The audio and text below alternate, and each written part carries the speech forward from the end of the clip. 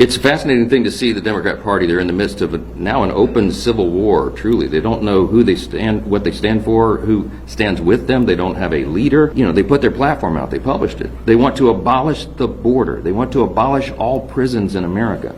They want to abolish the U.S. Senate. They want to remove the president. Republicans say Democrats are losing control of their party. And the reason is actually very simple here. The socialist wing keeps winning. Mr. Speaker, over the weekend, I want to ask you about some of these DSA candidates and sort of the Democrat messaging. Over the weekend, we heard from Minority Leader Jeffries. He said he does not support Medicare for all, and then moments later, one of his members that's on his left, Congressman Khanna, came out and said that Medicare for all is one of the most important priorities for Democrats. I'm curious what you make of that divide within the Democratic Party on that issue, and also how you run against the Democrats when they are so divided within their own party. It's a fascinating thing to see the Democrat Party. They're in the midst of now an open civil war, truly. They don't know who they stand, what they stand for, who stands with them. They don't have a leader. They're kind of a rudderless ship. But the thing that is so, I think, alarming, let me use that word, alarming for the American people, is that you have open Marxists who are winning primaries in that party. Hakeem Jeffries is the top leader, the Democrat leader in the House. But he lost his slate of candidates in his own backyard. Several weeks ago, you saw Mamdani endorsed a slate of radical, far-left candidates, DSA approved and endorsed candidates, and they all won. And one of those races was in the Bronx, in Hakeem Jeffries' own backyard. So he's having a challenge inside his own camp, and this is an alarming thing for everybody because the challenge is coming from people who, you know, they put their platform out, they published it. They want to abolish the border. They want to abolish all prisons in America.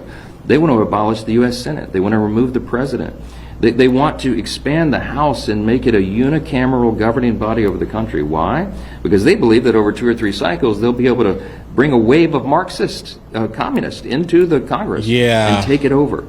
And when we get to that stage, you know what they want to do? Take away and assume the means of production to the government. That means no more private property ownership. That means the small business owners across America who provide jobs and opportunity for people will be taken over by the government. It's a dangerous game.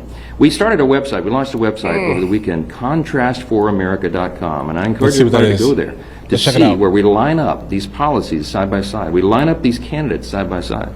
As Jen Kagan's summarized here, this is an election of a contrast election between common sense and crazy, and increasingly now common sense and communism. And we're using this website as a way to educate people, especially young voters, to understand a government that's big enough to promise you everything for free will almost certainly take it away in short order. Definitely they will in the long term. 100%. That is the story of communism. Communism has been the reason that tens of millions of innocent people have been murdered in the 20th century alone. It's a dangerous dark road. It's anti-American. We're not going there. So the answer to the question is, what's going to happen with the Democrat Party? I'll just tell you, this is not the Democrat Party of our fathers or our previous generations. Congress now, in the next Congress, we will not be arguing over marginal tax rates or regulation. We'll be arguing over whether or not we're going to maintain our republic in our 251st year as a nation, or if we're going to go down this dark, dangerous, deadly road to communism. The Democrats represent that. The Republicans represent what we have shown. This isn't just words, this is action. We have cut taxes, we have cut regulations, we have broadened the pathway out of poverty for more people, we've put the economic conditions in place for more jobs and higher wages and all of this. And that's what you're going to continue to see, doubling down on that and making sure that we bring down the cost of living for every American. We know how to do it. This is the party that will do it. The other party wants the government to take everything over. You do not want to see what that results in. Contrast for America. Socialism is the first step to communism. Okay. So for those of you who do not know, they're definitely helping you understand kind of in graphic detail exactly kind of the woes, let's just say this year specifically, of communism. Common sense versus crazy. Hold on, guys. Crazy insurgent left. Let's see who we have here, guys. Okay, so let's go ahead and see what some of their actual talking points. Said 9/11 was inevitable based on American foreign policy. Inevitable. Malat Krios is her name here. Jeez, guys.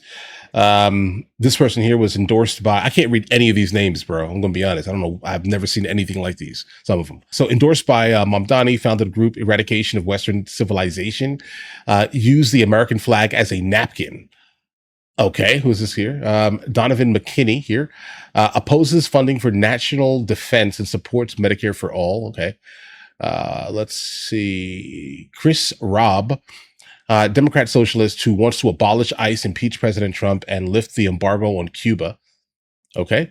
Sarah Throne Garriott, potentially. Okay. Officiated a Satanist wedding and supports teaching education to 5-year-olds. I'm not sure you need to teach 5-year-olds this right now, bro. I'm going to be completely honest here. This one here toured with a bandmate who is a S offender. Okay.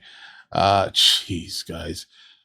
Joan Mendoza, okay, supports decriminalizing selling bodies, let's say this year, to help transgender people, especially trans women of color, earn a living.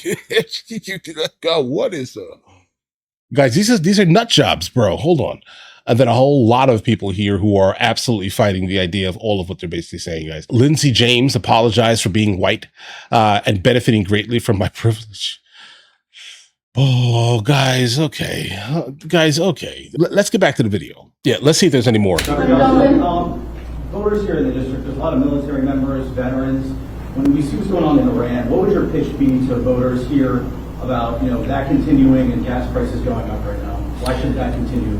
Yeah, the Iran conflict has been the cause, of course, of gas prices going up. It's drug on. I am grateful, and I think all Americans of good sense are grateful that we have the greatest fighting force in the world, in the history of the world. Our men and women in uniform are the brave people who preserve freedom and stand on that line every single day. We're grateful for that. Because of their prowess, because we are the great superpower on the planet, we were able to take the head off the snake. I mean, Iran was the largest state sponsor of terrorism. It was an evil regime that wanted the downfall of America and has been chanting death to America for almost 50 years. Many years. That objective was one that was carried through by every president in recent decades, and we finally had a commander-in-chief who understood their nuclear capability was almost there and that we had to act. We did. Now, resolving the conflict after that is what we're in the process of now. I believe ultimately that there'll be a coalition of nations, a combination of allied NATO allies and Arab states in the region. Everybody in the world has an interest in the Strait of Hormuz being open for commerce. They sure do. And so I believe we'll be getting into a new phase of that where we can calm this down. That will hold gas prices down to planet Earth, and that will also bring down grocery prices, for example, because... Okay, yeah, import. Okay, guys, let's just kind of get back to the idea of the Democrat Party, the modern day times. And guys, let's just approach it with some tact here. All right. So when it comes down to the Democrat Party and kind of who they are now today, they are unreachable for anyone, I think, with any type of common sense and or doesn't live on like TikTok. Right. I mean, I think that's basically the driving factor, the force on why people are voting Democrat these days. I don't know. They hate themselves. That's kind of the energy I get, or they're victims. It's one of the two things. All right. Well, how about this? Let's add a third thing. It's either going to be they hate the idea of accountability for people's actions and people's life choices, right? So they need someone to come in and save them from their specific life choices consistently because they do not want the accountability for their actions, one. And or victims where they just perceive the world to be against them because of who they have decided to be in their life here. And or they just basically hate America for what America has been and what America is and what America represents to the world, if that makes any sense. We have a gigantic amount of people that are coming into our country with completely different ideologies and completely different kind of ways of life and ways of being kind of within the country that they basically ran from, right? They come to the United States of America, they see it's so massively different. They came here because they liked what they saw from afar. They get here, they refuse to assimilate, etc. They want to make our country the country they ran from because it's more comfortable. Basically, they want communism in Walmart, but government funded Walmart. Basically. Now, there are some Democrats kind of within the Democrat Party still today that have not been completely bombarded by the ideology that the current socialist left is basically pushing into the Democrat Party. They have not been bombarded by that.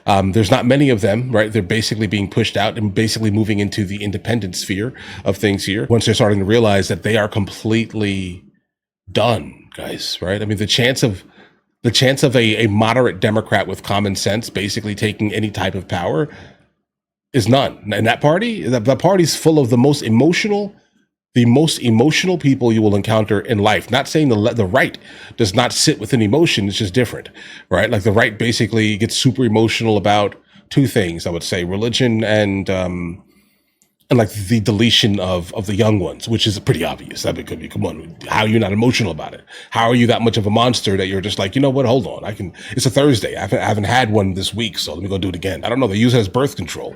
That's interesting. That's kind of how I perceive the left, the modern left here. But is it every single person on the left that I perceive in this manner? No. Right? But is it a great overwhelming majority of the loudest ones that basically represent the Democrat Party and the DSA? In fact, every single one of them. Does it have anything to do massively with the supporters also?